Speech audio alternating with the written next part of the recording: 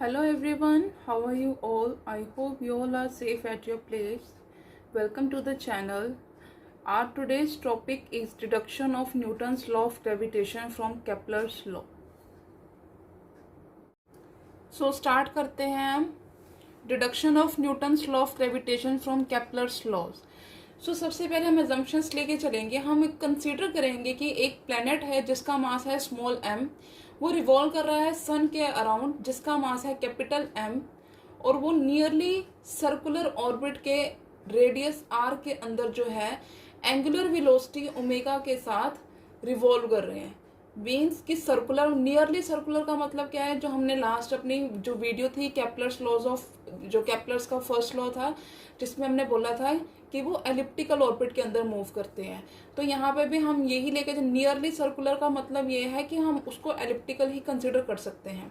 तो nearly circular orbit के अंदर जो है वो मूव कर रहे हैं और उनकी उस ऑर्बिट की जो रेडियस है वो है स्मॉल r, एंगुलर वेलोसिटी होगी ओमेगा क्योंकि वो सर्कल के अंदर मूव कर रहे हैं, और जो टाइम पीरियड ऑफ रेवोल्यूशन है वो होगा कैपिटल T। सो अब हम करेंगे डेरिवेशन। डेरिवेशन में हमने क्या लेना है, हमने ये लिया था कि हमने जो ऑर्बिट है हमारा वो नियरली सर्कुलर है। सर्कुलर ऑर्बिट है तो सर्कुलर ऑर्बिट के अंदर जो फोर्स लगेगी वो होगी सेंट्रीपिटल फोर्स। सेंट्रीपिटल फोर्स क्या होती है, जब हमारा सर्कुलर मोशन के अंदर हमें जब फोर्स लगानी पड़ती है उसे बोलेंगे सेंट्रीपिटल फोर्स। सेंट्रीपिटल फोर्स का फॉर्मूला क्या होगा, सेंट्रीपिटल फोर्स का फॉर्मूला होता है mr omega square. mr omega square ये सेंट्रीपिटल फोर्स का फॉर्मूला होगा। अब हमें पता है कि जो ओमेगा है एंगुलर वेलोसिटी, उसकी वैल्यू क्या होती है 2π/t। ये है इक्वेशन 1, ये होगी इक्वेशन 1। इक्वेशन 1 में हमें वैल्यू पुट करनी है। Put the value of omega equal to 2π/t in equation 1। जब हम इसकी वैल्यू पुट करेंगे तब हमें क्या मिलेगा, F is equals to mr omega की वैल्यू 2π/t का होल स्क्वायर हो जाएगा। ठीक है, अब हम इसको फर्दर प्रोसीड करेंगे, इसको सिंप्लीफाई करना है हमें।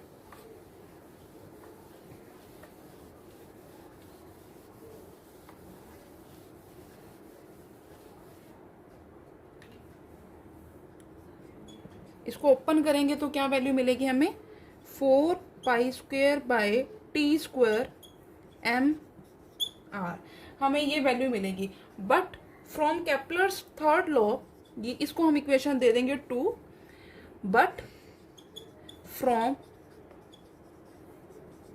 Kepler's third law t² is directly proportional to r³।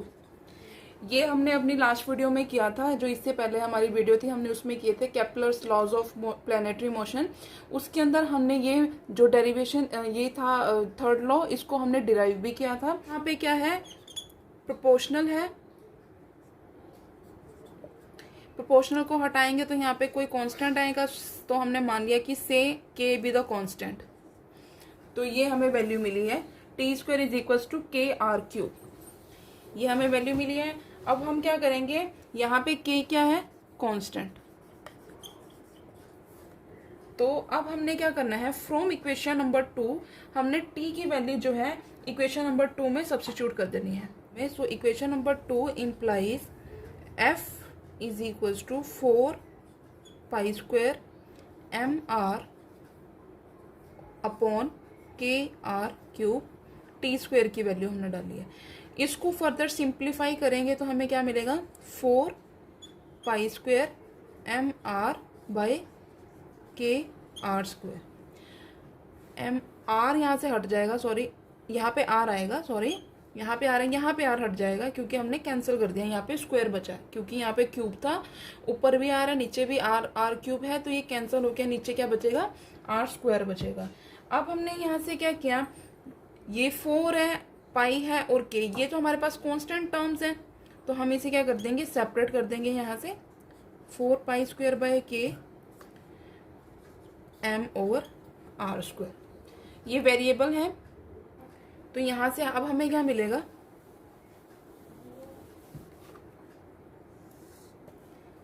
F, इसको हम क्या करेंगे, डायरेक्टली प्रोपोर्शनल कर देंगे m ओवर r स्क्वायर के। This is our equation number 4। और जो ये वाली इक्वेशन होगी इसे हम लेंगे इक्वेशन 3, क्योंकि इसको हम फर्दर यूज करेंगे।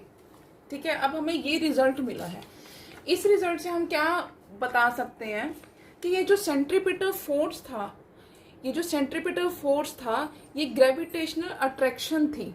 ये जो फोर्स था ये ग्रेविटेशनल अट्रैक्शन की वजह से आया था, जो सन और प्लैनेट के बीच में हो रही है।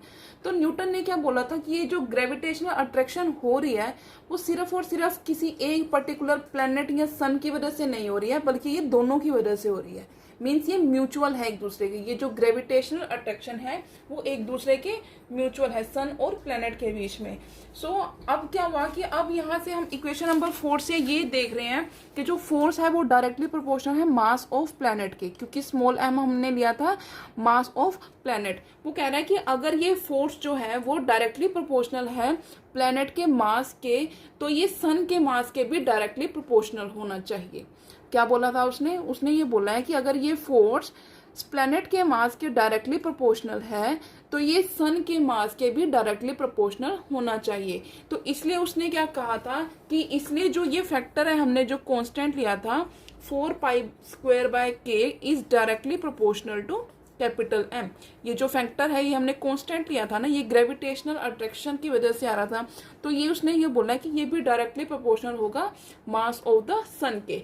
तो अब हम इसको कैसे सिंप्लीफाई कर सकते हैं, इसका प्रोपोर्शनैलिटी हटाएंगे तो यहाँ पे कांस्टेंट आएगा। तो g हमने कोई भी कांस्टेंट ले लिया तो ये हमारे पास एक वैल्यू मिली है।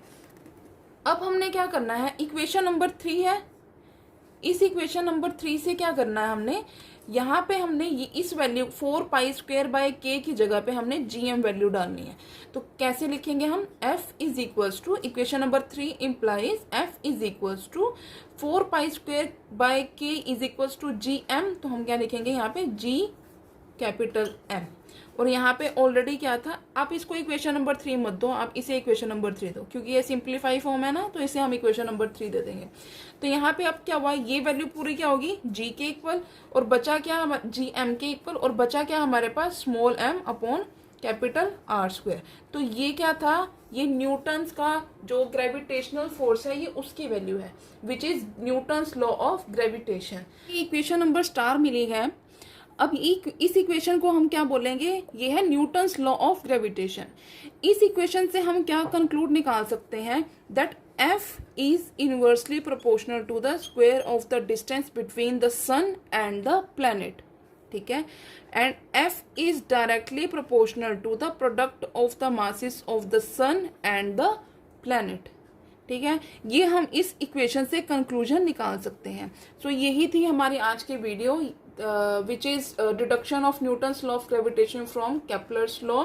आई होप ये वीडियो आपके लिए बेनिफिशियल होगी। अगर आपको ये वीडियो अच्छी लगे तो मेरी वीडियो को लाइक करना, चैनल को सब्सक्राइब करना, और आपको कोई भी क्वेरी हो या प्रॉब्लम हो तो आप मुझे कमेंट सेक्शन में ज़रूर बता सकते हैं। और बाकी की जो लास्ट की जो भी 2 वीडियोस मैंने बनाई हैं, इंट्रोडक्शन वीडियो और जो Kepler's laws of planetary motion है, मैं उसको आप